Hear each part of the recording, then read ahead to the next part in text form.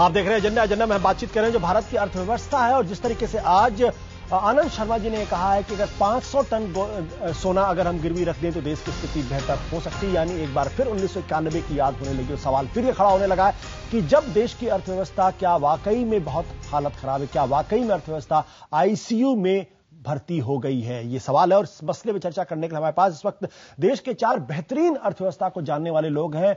हमारे साथ एनके सिंह साहब हैं, साथ ही साथ हमारे साथ है लेखक स्तंभकार लॉर्ड मेघनाथ देसाई, परंजय गुहा ठाकुरता, सीएनबीसी आवाज के संपादक संजय पुगलिया जी इस वक्त भी हमारे साथ हैं। मैं एक चीज को लेकर थोड़ा सा कंफ्यूज हो गया। कंफ्यूज इस बात को लेकर हो गया कि जब मैं दुनिया का अखबार पढ़ता हूं तो उसमें कहा जाता है हिंदुस्तान की economy second fastest growing economy है, बहुत आकर्षण की नजर से देखा जाता है। दूसरी तरफ हम ये कहते हैं, आनंद शर्मा जी कहते हैं सोना गिरवी रखा। अगर फास्टेस्ट ग्रोइंग इकोनॉमी तो सोना गिरवी रखने की नौबत क्यों आ रही? और फिर जब सोना गिरवी रखने की नौबत आ रही है तो हम 125 करोड़ 1,25,00,000 करोड़ की सब्सिडी, फूड सब्सिडी के बारे में बातचीत करते हैं। तो ये तीनों चीजें कॉन्ट्राडिक्टरी क्यों?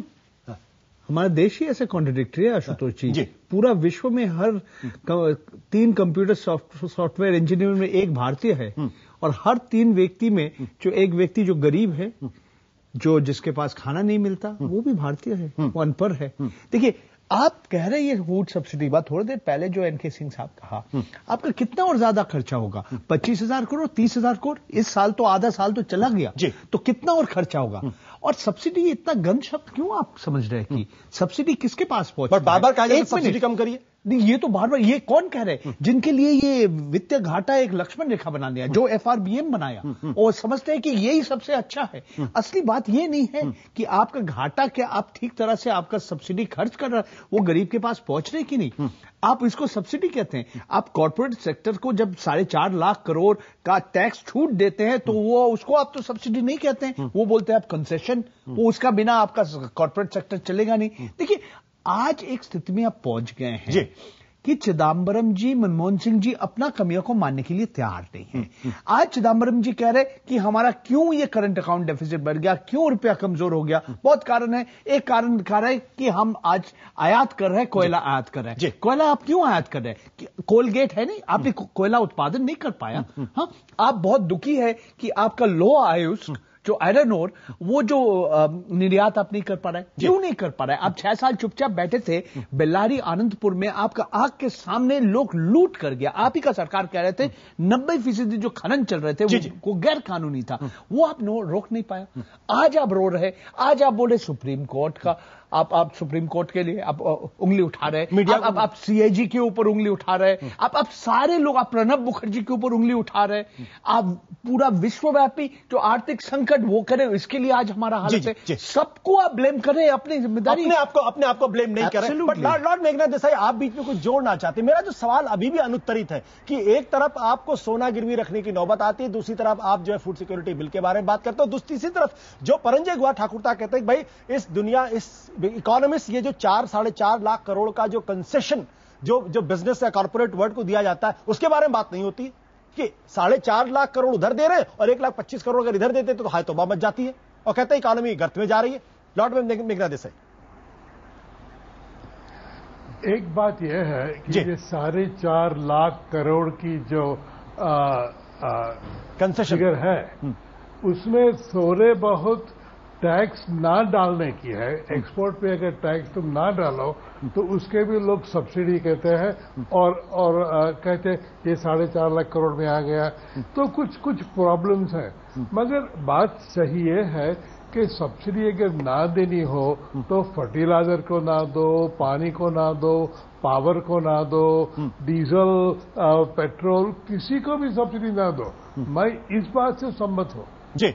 और एक भी ये बात है, अगर गरीबों को फूड सब्सिडी देनी है तो जो हमारे जो कोर गरीबी है 25%, हमारे तेंदुलकर मेजर से 25% लोग गरीब है जी, उनको अच्छी तरह अगर आप खाद्य दे दो, सिर्फ 5 किलो नहीं, अच्छी तरह खाद्य दे दो तो वो 25% लोगों की उन्नति होगी। अगर आप 75% लोगों को देने लगो जी, तो फिर उस पर कंट्रोल नहीं रहेगा। तो अगर फूड सब्सिडी करनी है तो अच्छी तरह करो, ध्यान से करो, सोच के करो। तो जो हम लोग गरीब मानते हैं, हमारी अपनी गवर्नमेंट स्टैटिस्टिक्स है जी, उनको ज्यादा मदद करो। बट लॉर्ड मेघनाथ जी, ये बार ये इशारा किया जाता है कि जब आप इस तरीके के वेलफेयर प्रोग्राम्स की तरफ काम करते हैं तो मार्केट को गलत संकेत जाता है कि कहीं ऐसा तो नहीं कि सरकार जो है वो अपनी अर्थव्यवस्था के रास्ते से पलट रही है। नहीं, मार्केट को तो एक ही चीज है जी, अगर आप पैसे खर्च करते हैं तो उसके सामने आपकी आमदनी है या नहीं। अगर आप बैलेंस बजट बनाए तो मार्केट को कुछ तकलीफ नहीं, तुम कैसी रीत से खर्च करो। जी, डेफिसिट कम करो तो फिर फूड सब्सिडी भी दे दो। मगर ये डेफिसिट इसलिए आ गई है कि हमारे विकास का दर कम हो गया है, हमारी इंफ्रास्ट्रक्चर प्रोजेक्ट्स बंद हो गए हैं, हमारी कोल इंडिया इतनी इनएफिशिएंट है कि हमें कोल इंपोर्ट करना पड़ता है जी, है ना।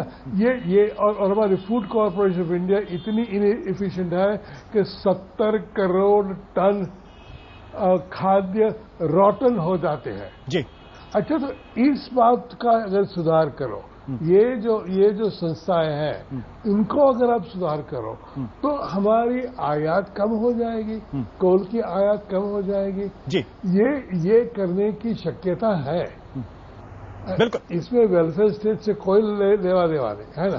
तो मैं कहता हूं अगर सरकार को फूड सब्सिडी करनी है, भाई ये लोकशाही है, लोकशाही में हम जो कुछ करते हैं वोट के लिए करते हैं, तो क्या दुर्लाभ होता है। मगर करो, मगर बैलेंस बजट से करो, डेफिसिट से बचो। मतलब आपके कहने का मतलब है करो लेकिन दिमाग लगा के करो और बैलेंस तरीके से करो, संतुलित तरीके से करो। सर मैं आपके पास आऊंगा, बट एनके सिंह साहब, ये जो हालात पैदा हो गए हैं, क्या ये हालात इतने खराब हो गए हैं कि हम ये कह सकते हैं कि देश वाकई बहुत गंभीर आर्थिक मंदी के दौर से गुजर रहा है, या अभी सिर्फ उसकी आहट है जो हमें सुनाई पड़ रही है? मेरे जानते आहट है, मगर एक बहुत गंभीर आहट है जी, और ये खटखटाहट बढ़ती जा रही है और समय नहीं है जी। मेरे जानते अगले इलेक्शन तक की इंतजारी नहीं हो सकती है, क्योंकि वो बहुत खतरनाक होगा। अगले इलेक्शन तक की इंतजारी, जो कुछ करना है चंद समय में करना है, और क्या करना है इसके ऊपर मेरे जानते बहुत सोच की आवश्यकता नहीं है। जैसे कहा गया पहले कि राजकोषीय घाटा से फिस्कल डेफिसिट कहते हैं, और करंट अकाउंट डेफिसिट के ऊपर नियंत्रण, इसके लिए जो भी कदम उठाए जाएं वो कदम कम है।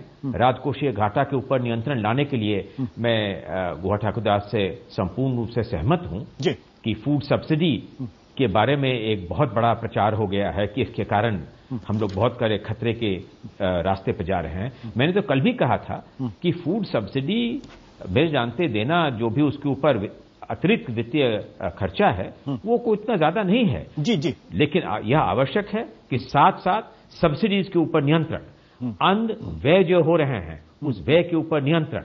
और जैसा मेघनाथ जी ने कहा कि सब्सिडी उतना खराब नहीं है, लेकिन किस रूप से इस सब्सिडी का प्रयोग होगा और जो पब्लिक डिस्ट्रीब्यूशन सिस्टम है उसमें क्या सुधार लाने की आवश्यकता है। लोगों का ऐसा विचार है कि फूड नहीं देकर के इस पैमाने पर अगर हम लोग कैश ट्रांसफर करें तो इस कैश ट्रांसफर की नीति से शायद गरीब का भी भला होगा, मेरे जानते लीकेज कम होगी, ट्रांसपोर्टेशन के ऊपर खर्चा कम होगा। तो इन सब चीजों के ऊपर मेरे जानते हम लोगों को विचार करना चाहिए। लेकिन जैसा मैंने पहले कहा, जो कठिन कदम उठाने हैं उसके ऊपर समय कम है, उसके ऊपर सरकार का एक संकल्प होना चाहिए कि वो कठिन कदम अगले 3-4 महीनों में उठाना हो। इलेक्शन भले ही कुछ महीने आगे हों, सिंह साहब, लेकिन लोग तो ये कहते हैं कि दरअसल सरकार के अंदर इतिहास बताती है कि चंद्रशेखर जी के समय जब यही यशवंत सिन्हा जी चंद्रशेखर जी के वित्त मंत्री थे कुछ दिन के लिए, तो वो भी इलेक्शंस कुछ दिन के बाद थे, लेकिन उस समय कठोर कदम उठाए गए। और डॉक्टर मनमोहन सिंह और विकट परिस्थिति में 99 में होते, अगर चंद्रशेखर जी के समय वो कठिन कदम नहीं उठाए गए थे। तो मेरे जानते समय कम है, विचार को संतुलित कर एक दृष्टिकोण से राजनीति कारबार छोड़ करके सरकार को चाहिए कि अन्य राजनीतिक पार्टियों को उनको कॉन्फिडेंस में लेकर के अगले 3-4 मतलब आपके कहने का मतलब इस समय कम है, सरकार को कड़े कदम उठाए। उठाने चाहिए, सबको साथ लेने की कोशिश करनी चाहिए, विपक्ष को भरोसे में लेना चाहिए। संजय जी, आपसे आखिर में सवाल है और वो विशुद्ध रूप से राजनीतिक सवाल है। विशुद्ध राजनीतिक सवाल यह है कि आज देश के अंदर चुनाव हालांकि अभी भी करीब 8-9 महीने दूर हैं, लेकिन जो राजनीतिक अस्थिरता का माहौल बन रहा है, ऐसे में इस आर्थिक संकट से निकलने के लिए क्या चुनाव एकमात्र विकल्प है? देखिए, ऐसा इसलिए कहा जा रहा है कि किसी को यह भरोसा नहीं हो रहा है कि यह सरकार बचे हुए वक्त में वो कठिन कदम जिसकी तरफ सिंह साहब ने इशारा किया वो ये उठा ले तो किसी को यह थोड़ी है कि आप कार्यकाल पूरा करें या ना करें। जहां तक इस सरकार का सवाल है, ये शायद कठिन कदम भी बहुत देर से उठाएगी, आधा अधूरा उठाएगी, उसकी कीमत हमको चुकानी पड़ेगी। कार्यकाल में 1 घंटा भी कम नहीं करेगी यह सरकार। बट क्या इलेक्शन एकमात्र विकल्प है क्या? अगर एक हाइपोथेटिकल सवाल में अगर आपसे पूछूं, नहीं, मैं नहीं मानता हूं कि इलेक्शन एकमात्र विकल्प है। विकल्प यह है कि आप धर्म का और ईमानदारी का काम करें। मैंने अभी फूड बिल पर मैंने देखा कि हम लोगों के बीच में कोई असहमति नहीं है। हम भी यही कह रहे हैं कि अगर आपकी एफिशिएंट डिलीवरी मैकेनिज्म है, आप पैसे की जगह उनको कूपन दे सकते हैं, आप सीधे उनको फायदा पहुंचा सकते हैं। अत्यंत गरीबों को तो जरूर दीजिए, लेकिन फिजूल खर्ची का डर है हमको, इसलिए हम कह रहे हैं कि आप इनएफिशिएंसीज बिल्ड कर रहे हैं। मेरा कहना यह है कि गरीबों की वास्तविक हिफाजत करना और गरीबों के नाम पर वोट ट्रांसफर की कोशिश करना दो अलग चीजें हैं। इसलिए फूड बिल की आलोचना हो रही है। जी। क्या इलेक्शन एकमात्र सॉल्यूशन है? मैं नहीं मानता हूं कि एकमात्र सॉल्यूशन है, लेकिन देश की बेचैनी इतनी बढ़ गई है कि सब कहते हैं कि हमारी जान छोड़िए, कृपया कल चुनाव करवा लीजिए। बिल्कुल, देश की बेचैनी इतनी बढ़ गई। लॉर्ड मेंगन देसाई, क्या संजय से जो सवाल मैंने किया था वही सवाल आपसे, जो पॉलिटिकल इनस्टेबिलिटी जो नंबर्स में नहीं नजर आती लेकिन राजनीतिक अस्थिरता माहौल में नजर आती है, ऐसे में चुनाव करा दिया जाए ताकि जो अस्थिरता की माहौल नजर आ रही है, अनिश्चितता का माहौल है, वो कम हो और अर्थव्यवस्था को एक सुदृढ़ आधार मिल सके? चुनाव से एक अनसर्टेनिटी कम होगी जी कि भाई ये कि कौन नई सरकार आएगी, मगर इसका मुझे विश्वास नहीं कि जो नई सरकार आएगी उसकी आर्थिक व्यवस्था इस सरकार से और अच्छी होगी। जी, है ना? शायद यही लोग वापस आ जाए या कोई और आए, मगर मुझे नहीं लगता कि भाजपा या कोई थर्ड फ्रंट वाले लोग ऐसी बात कर रहे हैं कि उनकी आर्थिक व्यवस्था अच्छी होगी। जी, है ना? तो अनसर्टेनिटी कम हो जाएगी, मगर हमें मैनिफेस्टो देखने पड़ेंगे कि भाई ये लोग सिर्फ फूड सब्सिडी की बात करते हैं या बैलेंस बजट की बात करते हैं। कोई है शख्स कि जो कहता है कि हम अगर सरकार में आए तो हम डेफिसिट 0 बना देंगे। मेघनाथ जी, जो बात आप कह रहे हैं, माफ करेगा सर, मेरे पास समय बहुत, I am extremely sorry to interrupt you sir. घोड़े पर सवार कोई आदमी है जो नया पैमाना रखे, कहेगा मैं देश के अर्थव्यवस्था। शायद मेघनाथ देसाई जी को मालूम है दुनिया में 190 से ज्यादा देश है, ऐसा देश को शायद नाम बताएंगे जो बैलेंस बजट में अभी भी विश्वास करते हैं। मैं समझता हूं तो ये और बहुत दिन का एक पुराने कहानी। चुनाव क्या रास्ता है? देखिए चुनाव होने वाले हैं, तो आप कुछ भी कहे 3 महीना के बाद होगा या 4 महीना के बाद या अप्रैल 2014 के बाद होगा। देखिए आप कुछ भी कहिए, गुड पॉलिटिक्स और गुड इकोनॉमिक्स में कुछ फर्क नहीं है जी। अच्छी अर्थनीति, अच्छा राजनीति एक ही है। एनके सिंह साहब कह रहे कि हाँ आप सीधा कैश ट्रांसफर कीजिए, हाँ बहुत अच्छा बात है। पहले आप जो 40% लोग जिसके पास बैंक का खाता नहीं है उसको बैंक का खाता खुला दीजिए, उसके बाद आप ट्रांसफर कीजिए। देखिए कठिन कदम बहुत है लेने के लिए, और अच्छी देखिए जो ये सरकार की गलती, अभी इस समय आप डीजल का कीमत पर आ रहे हैं, इस समय आप चाहते हैं विदेश का जो ऊर्जा का जो कीमत है और देश का ऊर्जा का कीमत एक होना चाहिए। आप 4 साल क्या कर रहे थे? आप खाद्य सुरक्षा का बात 4 साल, इसीलिए तो 4 साल नहीं कर रहे, तो आप अभी क्यों कर रहे हैं? अब 4 साल नहीं किया ना तो चुनाव में जाओ ना, देश को क्या निश्चित। वैसे देखिए चुनाव होने वाले हैं, तो अब वही तो हमें मालूम नहीं कि 4 महीने के बाद होंगे या अप्रैल 2014 में, मगर होने वाले हैं। उसके बाद देखिए सामाजिक अस्थिरता, राजनीतिक अनिश्चितता, ये खत्म शायद नहीं होगा चुनाव के बाद भी। चुनाव के बाद भी नहीं खत्म हुआ। जिस तरह लॉर्ड मेघनाथ देसाई भी इशारा कर रहे थे कि भाई नया आर्थिक नीति है क्या, क्या फैसले करेगी नई सरकार, अगर आ भी जाएगी तो ये भरोसा आज